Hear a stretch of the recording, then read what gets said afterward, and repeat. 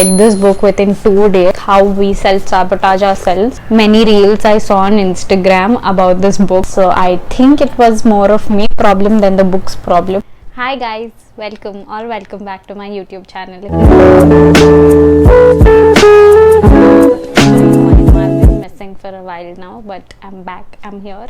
And now that I have my mic also with me, I hope you can hear me a little better. So as you have read by the title already, today's video is about books. When I was in my school, I used to read books a lot. But then again, I think in COVID times again, I picked up the habit of reading books. So these are all the books I've read so far.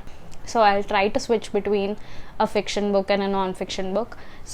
So the very first book that I have with me is Atomic Habits. This book is really good. It talks about how we can build habits, and it is a very easy read. It gives very good principles and very good tricks of how we can inculcate habits into our daily life. It mainly speaks about how we can focus on the system rather than focusing upon a certain goal. Like how can we set up a system where it's easier for us to achieve the goal. And if there is one book I recommend for you to read, it's this book. It's a 5 on 5 for me personally. The next book I have is Verity by Colleen Hoover. This book is actually very well written, but can be very disturbing also. But like you'll be hooked for sure to this book. I tried to finish this book in 2 days. The plot is very interesting. This is a thriller book, so if you're into thrillers, this book is for you. You have to read it.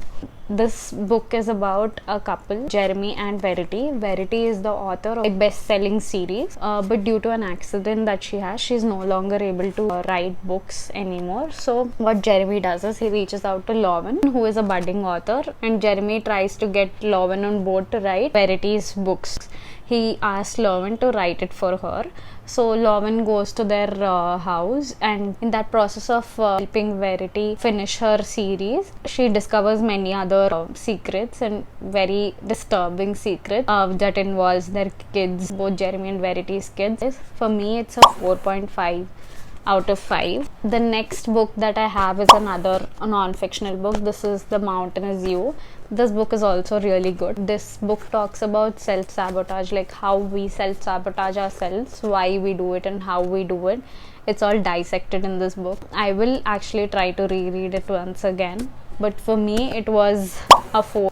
Then let's talk about It Ends With Us, another Colleen Hoover book. That is the first book I started reading because of how many reels I saw on Instagram about this book, and I almost understood what the plot was by seeing all those videos, but I went ahead and read it anyway, and it was really nice. So the story goes like it's about Lily, who moved into Boston, and then eventually she falls in love with Ryle, who is a neurosurgeon. And then there is Lily's childhood crush, who is Atlas Corrigan.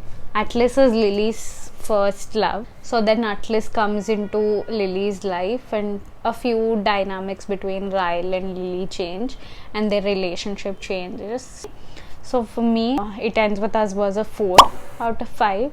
The next book that we have is The 5 AM Club by Robin Sharma. This book mainly deals with the topic of waking up at 5 AM. So in this book, there are basically three main characters.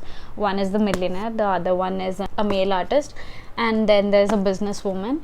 And the millionaire tries to guide them and teach them techniques of how to get up at 5 AM, how it would improve their lives. I read the entire book. I didn't even get up at 5 AM even once. So I think it was more of me problem than the book's problem, but it didn't really work that much for me. But the book is really nice, and the principles that are written in the book are also really nice. So for me, it was a 3.5. It was a good read, but it didn't really do much for me. So now we're left with only novels. So the next book that I have is You Have Read Sam. This is also a book I've really enjoyed reading. This book is about a couple, Julie and Sam.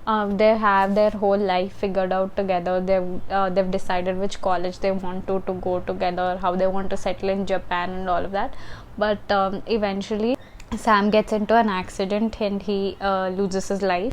And after she gets this news, she's devastated, and she tries to call Sam's phone, and he actually picks up the call. The whole book revolves around this concept that she is able to talk to him. So it's like an supernatural connection, but the connection is not forever, and how they communicate through the little time that they have, and how she falls for him all over again, and how she's trying to cope up with him going forever, is all that this book is about. This is really nice. It makes you think that finding a connection like that, able to connect to somebody who is not in your life anymore, the concept in itself is very beautiful. I really enjoyed reading this book, so for me it was a 4.5 out of 5. The next book that I have is All Your Perfects by Colleen Hoover. Again, this is a very recent read.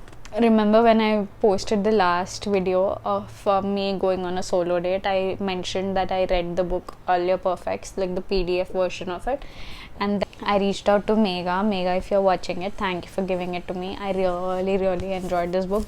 I felt this is very realistic and it's a very common problem that we don't realize.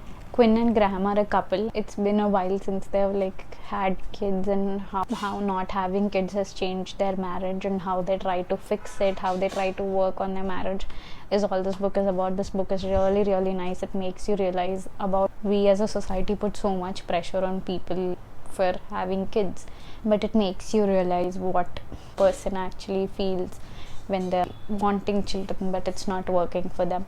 So it's all about that. This book is also really nice. I enjoyed it a lot. It is also a 4.5 out of 5. And the next book that I have is All the Bright Places. Book mainly deals with a lot of mental health issues that Finch has, and also Violet has. Violet had a sister.